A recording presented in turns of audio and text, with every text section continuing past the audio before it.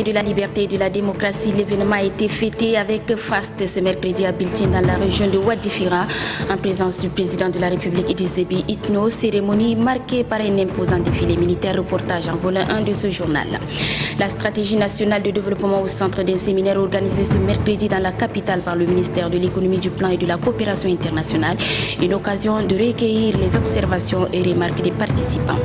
Et puis dans le cadre de la campagne 2012-2013 de lutte contre la sécurité alimentaire, une rencontre, le PNSA donc vient de remettre un lot de matériel au groupement des maraîchers de la région du Moyen-Chari. Des précisions dans ce journal.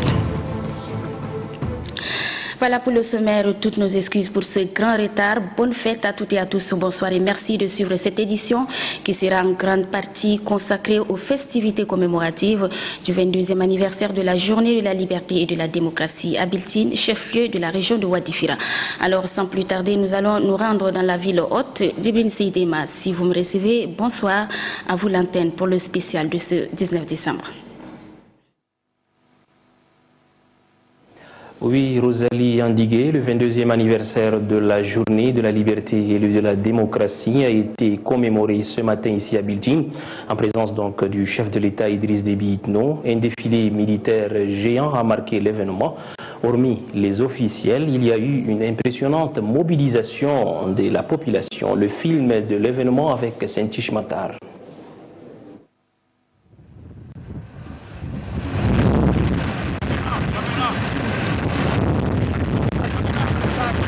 Le passage en revue des troupes, la première phase de la cérémonie. Puis le chef de l'État, au nom de la nation, rend hommage aux martyrs par un dépôt symbolique de gerbes de fleurs.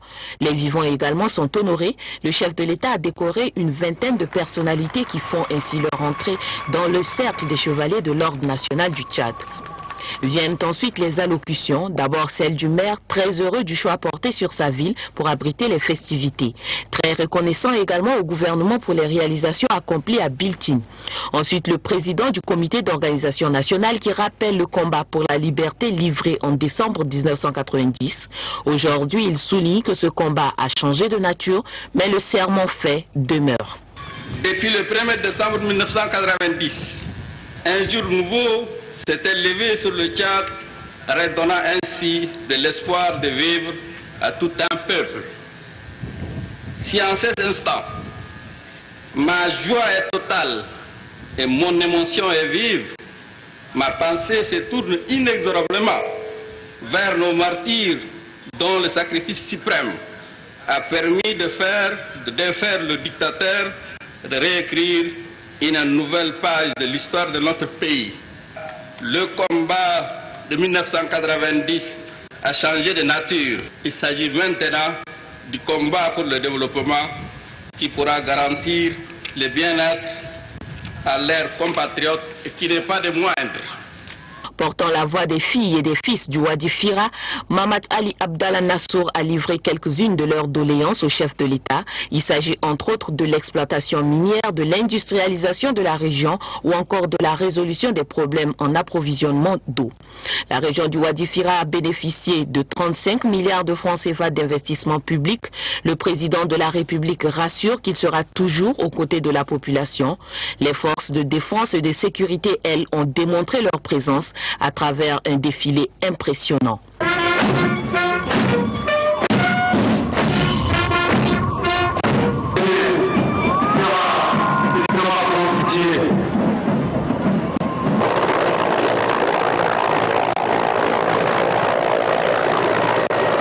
Effectivement, c'est une opération héliocordée et c'est exécuté. Touché par la mobilisation populaire, le chef de l'État à dos de chameau témoigne sa gratitude.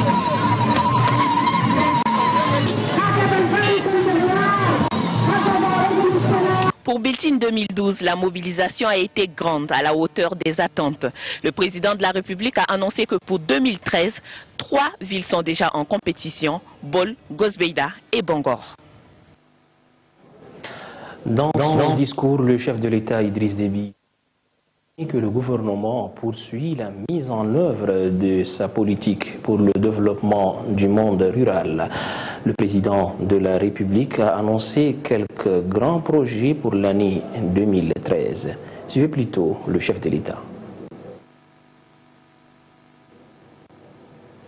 Je le disais, le chef de l'État, dans son discours, a souligné que le gouvernement poursuivra la mise en œuvre de sa politique pour le développement du monde rural. Le président de la République a annoncé quelques grands projets pour l'année 2013. Suivez plutôt le chef de l'État. Il sera ouvert à compter de l'année prochaine un centre de formation professionnelle destiné aux arts et métiers dans chaque chef-lieu de région. Les centres seront ouverts aux Tchadiens de deux sexes. Ils recevront des formations en adéquation avec notre vision de développement économique et social, mais aussi aux besoins des entreprises. Pour le budget 2013, nous avons consacré 20% du budget national pour la santé publique, pour la promotion de la santé de nos populations. Nous devons au dialogue l'essentiel des retombées positives que l'on vit aujourd'hui. C'est pourquoi je réitère ma disponibilité de voir les acteurs politiques quitter rapidement le banc de surenchères stériles pour nous rejoindre dans la proposition d'un grand cadre qui leur permet d'échanger sur la nation. Bien entendu, la démocratie, c'est la majorité qui gouverne et l'opposition qui s'oppose. Pour illustrer notre disponibilité au dialogue et notre volonté d'assurer la transparence, je vous annonce que le gouvernement est en train de préparer le recensement biométrique en vue de l'organisation des élections régionales et départementales en 2014. Je tiens à exprimer au nom du peuple tchadien mes sincères remerciements à la communauté de nos partenaires qui nous ont toujours accompagnés dans notre politique de modernisation de notre pays et du bien-être des populations tchadiennes. Ce soutien des partenaires nous sera d'un apport important pour la réalisation de notre gigantesque projet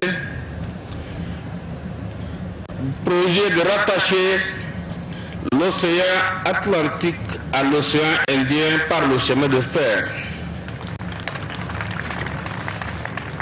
On me dira que c'est un rêve, mais il faut toujours rêver, parce que pour la construction du pipeline de 1300 km, on m'a dit que c'était un rêve, mais ça s'est réalisé. Donc, le rêve de raccordement de l'Atlantique à la mer Rouge n'est pas du tout impossible. Nous avons au programme, dans l'année 2013, les constructions de routes bitumées pour désenclaver le pays à l'intérieur. Exemple, Abéché Biltine Tine, Abéché Gosbeida, Sar Kiabe Salamat, Sar Sido, Massakori Bol, etc. C'était là le chef de l'État Idriss Déby Itno ce matin face à la population de Biltine. Très ému et impressionné par la démonstration militaire géante de ce matin.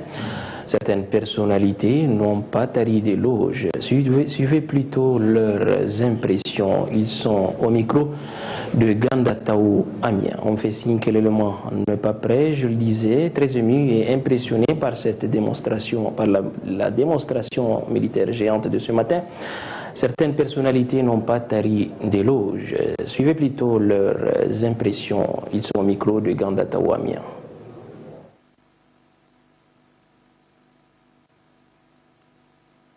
Apparemment, nous avons là quelques problèmes de positionnement de l'élément. Nous allons revenir sur cet élément. Je le disais, très ému et impressionné Par la démonstration militaire géante de ce matin, certaines personnalités n'ont pas tari d'éloges. Suivez plutôt leurs impressions au micro de Ganda Tawamian. La fête à Biltine, une mobilisation très forte, je suis vraiment content. Et nous attendons l'année prochaine à Bangor. Merci. Eh bien, c'est formidable. D'abord, c'est de jamais vu. Et je crois que vous avez vu comment l'influence des gens de partout, de tous les coins du Tchad, ce n'est pas seulement Biltine, mais c'est tout le Tchad dans son ensemble qui est représenté ici. Et je crois que vraiment on sent une certaine fierté que le Tchad fait une grande fête comme ça, dans la joie, dans la paix, dans l'allégresse. Bon, c'est pour la première fois que nous autres venions dans cette région. On a apprécié d'abord la mobilisation sociale et ensuite toutes les réalisations qui par la suite nous allons voir sur le terrain. Vraiment, c'est une fête impressionnante et puis c'est une fête très très joyeuse et nous sommes très très contents. Donc moi je trouve que c'est une fête à part entière. Nous voulons à ce qu'on parte toujours ainsi. On est très contents, ainsi que le chef d'État et les Biltinois en particulier. Nous les remercions très sincèrement parce qu'ils ont organisé vraiment à l'auteur. Voilà, je la trouve très géniale. C'est exceptionnel. J'ai participé à plusieurs fêtes, mais je n'ai pas vu pareille fête. À tous les Tchadiens d'être unis derrière le camarade président de la République pour sa vision. Et je pense que nous allons nous mobiliser davantage, consolider nos rangs, consolider nos acquis démocratiques et politiques pour en faire plus le développement qui nous attend à la porte. Nous avons retrouvé l'armée qu'il fallait au Tchad et je pense que nous serons désormais en paix. Donc hommage à nos forces armées. Et nous remercions également le chef de l'État pour avoir amené la démocratie et pour la réussite de cette fête. Nous le remercions vivement. Elle est formidable, riche en couleurs et sensationnelle. C'est le symbole, c'est le signe de l'unité, de la symbiose que vivent les Tchadiens en ce moment. La journée du 1er décembre, c'est une journée historique. C'est une journée qui est importante pour tous les Tchadiens, de toutes les couches. Et une fois encore de plus à Biltine, la mobilisation que vous voyez, les propos tenus par le chef d'État montrent à suffisance que cette journée historique a donné ses fruits. C'est une très belle fête, une fête de jouissance et de bonheur. J'espère que cette fête-là va continuer éternellement au Tchad. Impeccable. Ça, il n'y a pas de commentaire à faire, c'est rien à signaler, c'est une réussite totale.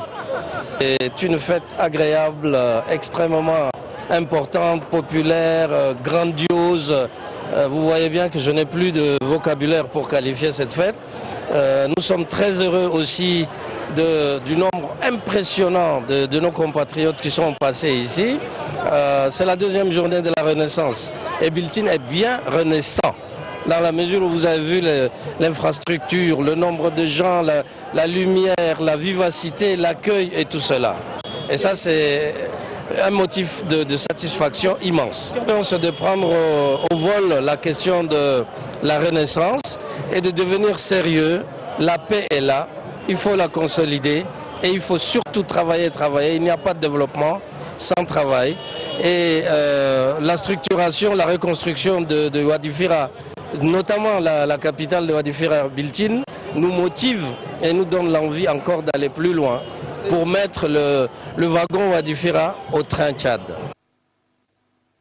D'autres ont apprécié la tenue de cette fête marquant le 22e anniversaire de la journée de la liberté et de la démocratie à Biltine et souhaitent en même temps voir pérenniser cette manière d'organisation. Ils sont toujours au micro de Ganda Tawamian.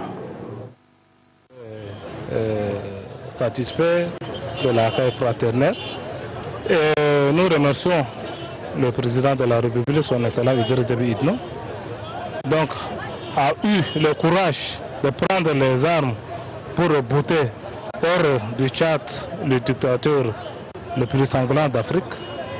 Et ça c'est la première histoire. Donc la deuxième histoire, donc la paix et la stabilité.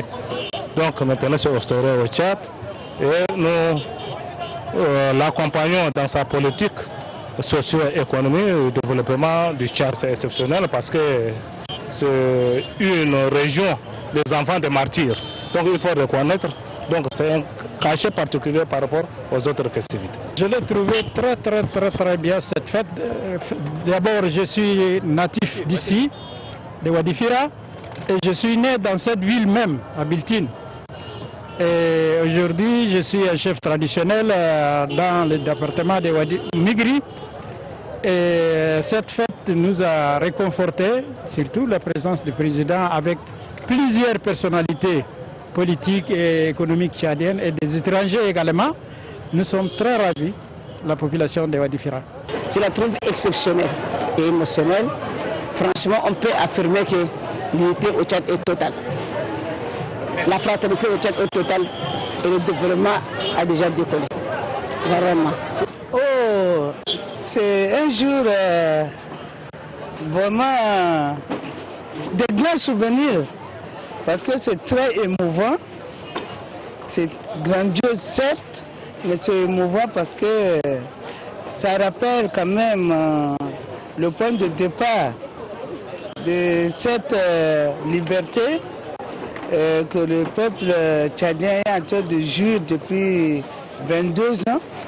Et ce rappel de combattants qui ont donné leur vie pour nous, c'est très important, c'est très émouvant.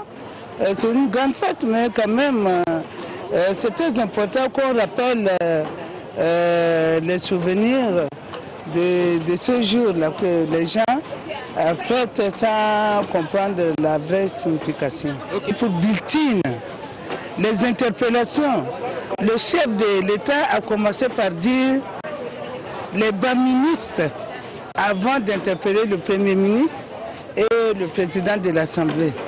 Donc c'est que ça a un sens. C'est pour dire que Biltine n'est pas Mondou, n'est pas Kiabé, n'est pas les autres villes. C'est que c'est le point de départ de cette liberté que nous sommes en train de jouir, de goûter, là c'est très important. C'est exceptionnel. Vraiment, moi j'ai dit que vraiment il y a eu beaucoup d'efforts qui ont été faits. Les infrastructures, on a trouvé une ville très très belle, surtout la nuit. Et il faut se dire que c'est tout le Tchad qui est à Biltine. C'est très important. On la trouve impressionnante. Voilà pour ce qui est de l'actualité en cette journée de fête ici à Biltine. Je vous rappelle que vous suivrez l'intégralité du discours du chef de l'État juste après notre journal en arabe local. À vous, Rosalie Ndigui, pour la suite du journal. Merci Divin Emma pour la présentation de ce spécial. Malgré ces problèmes techniques, les machines ont également leurs caprices. Nous remercions également toute l'équipe de l'UNRTV déployée à Biltine.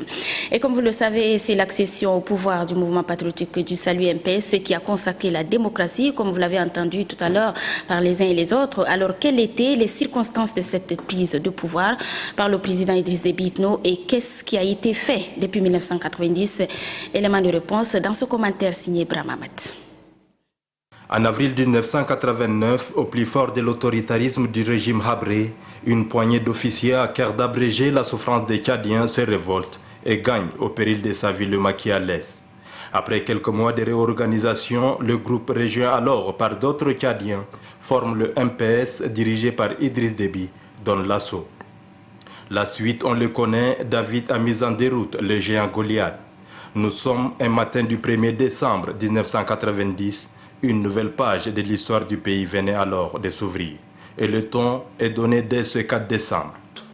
Le plaisir est immense pour tous les combattants des forces patriotiques d'avoir contribué à l'éclosion du cadeau le plus cher que vous espériez. Ce cadeau n'est ni or ni argent. C'est la liberté. Et pour s'en convaincre, il n'y a qu'à voir les contenus des médias dont l'éclosion a été rendue possible par ceux-là qu'il convient d'appeler les promoteurs de la démocratie. Une démocratie qui, quoi qu'on dise, est effective depuis la conférence nationale de 1993, cette grande messe au cours de laquelle les Tchadiens ont tous opté pour la paix et le développement. Depuis, conformément aux vœux de cette conférence, des institutions sont mises en place garantissant la voie à suivre. Dans cette optique, les réformes engagées ont permis de rendre plus professionnels certains corps de métiers, l'armée, la police, la justice. La liste est longue. Des élections libres sont organisées. La dernière série a lieu en 2012 avec la tenue pour la première fois au Tchad des communales. Le mérite revient à l'accord du 13 août 2007. Cet accord concédé par le président de la République, qui en est par ailleurs le garant, est pour beaucoup dans l'apaisement du climat politique actuel. Cependant, cet accord, aussi décisif soit-il, est désormais caduc. Il faut donc penser à un autre. Mais son obtention dépend de la manière de négocier des partis de l'opposition. En attendant, le MPS est sorti ragaillardi de son dernier congrès qui a vu revenir au devant de la scène les bas ministres, les survivants de ceux-là même qui voulaient d'un Tchad meilleur. Sur le plan économique, l'image d'un Tchad exsangue dont a hérité le MPS a changé grâce à l'exploitation des ressources nationales. Les infrastructures, elles, malgré l'immensité du pays, sont là, visibles. La lutte contre le détournement et la corruption se poursuit et a le mérite de dissuader. Se poursuivent également les vastes chantiers de mécanisation de l'agriculture et du développement du monde rural. Reste que le front social grogne depuis quelques mois. Il faut donc renouer le dialogue. Et puis notre reportage maison de ce 19 décembre est consacré au projet de construction des routes dans la capitale. De Clémata Diguel en passant par Ambassadna, les travaux avancent considérablement. Mamad Moussa Abamichid. La politique du chef de l'État en matière des infrastructures routières se concrétise au jour le jour. Les travaux de construction de la route reliant la place de la Nation à l'avenue Maldumbada Abbas avancent à pas de géant. Après le nivellage, les techniciens s'activent pour construire les caniveaux de drainage et les différents regards.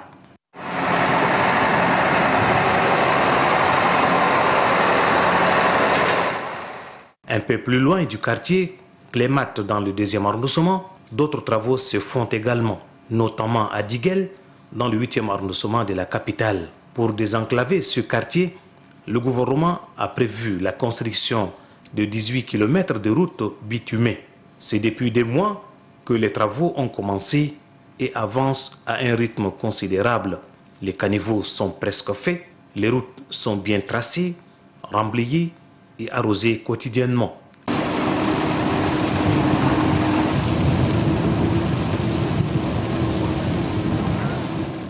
L'un des tronçons de ces 18 km qui relient les quartiers d'Iguel et Ndiari passe derrière l'hôpital de l'amitié tchado-chinoise tout en côtoyant le stade de Diguel.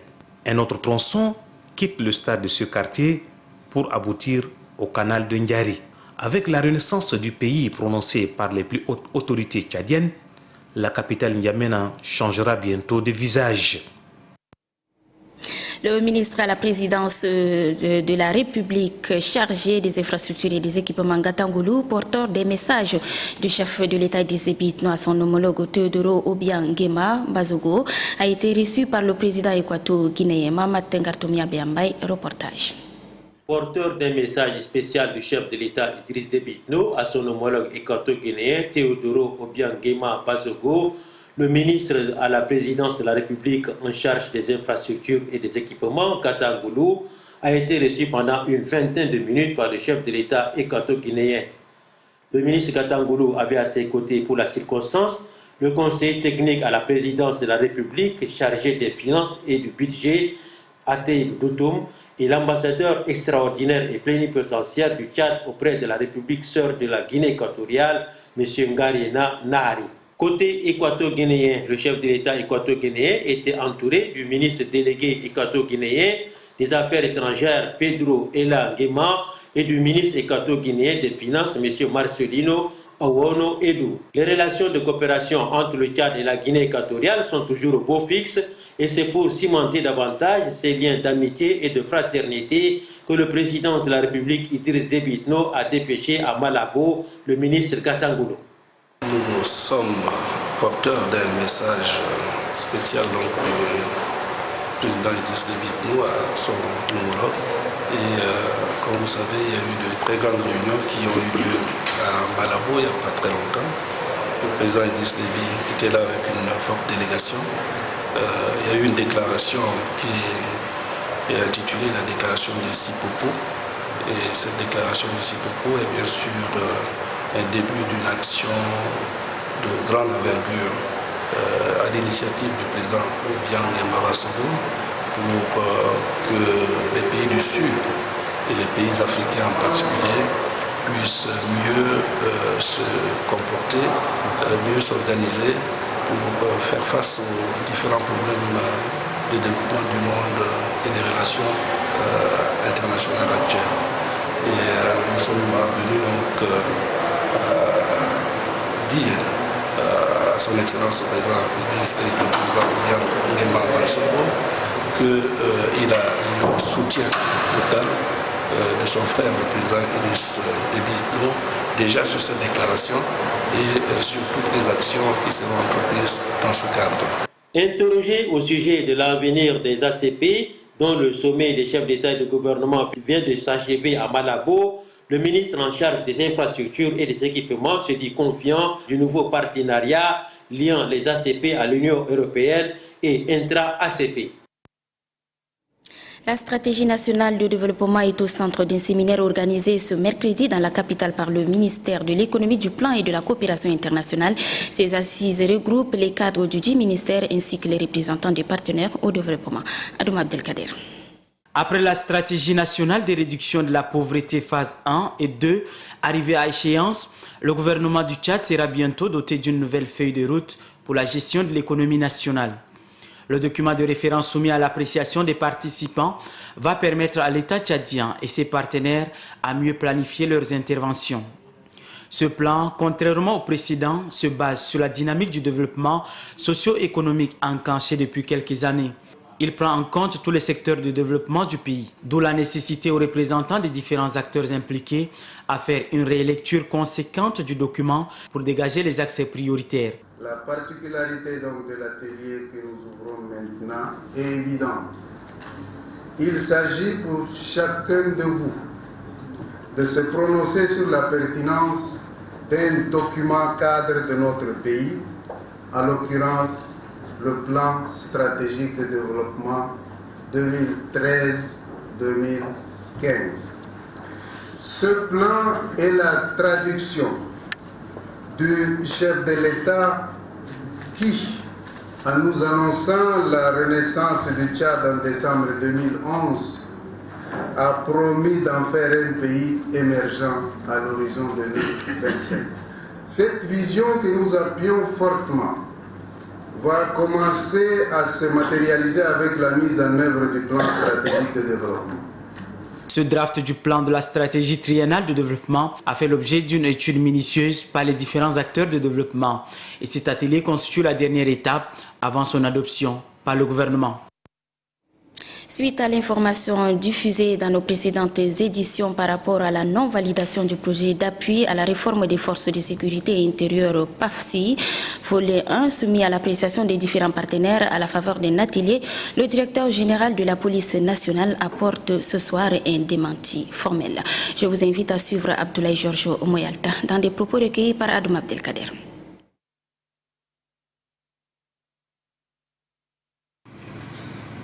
Nous avons suivi lors du journal de 20h18 hier que le plan n'a pas été validé. C'est pourquoi nous avons tenu quand même à apporter cette précision.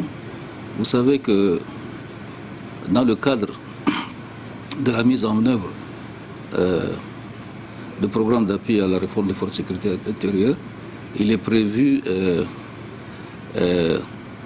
l'élaboration et la validation d'un plan national de sécurité intérieure et la création d'un conseil national de sécurité intérieure. Ce qui a amené le projet à mobiliser des experts pour essayer de mettre sur pied une équipe et travailler à apporter un résultat pour ce qui a été attendu. Donc, les experts étaient venus. Le plan national de sécurité intérieure a été bel et bien validé par l'Assemblée qui était présente, sauf on est arrivé sur un point de la création du Conseil national de sécurité intérieure qui dans les différentes interventions, nous avons constaté qu'il y a des chevauchements entre les prérogatives du ministère, je peux dire, et le nouveau organe. Voilà, mesdames, messieurs, ainsi s'achève cette grande édition. Merci à toutes et à tous de l'avoir suivi et merci surtout de votre patience. Très bonne suite de programme. Bonsoir et à demain.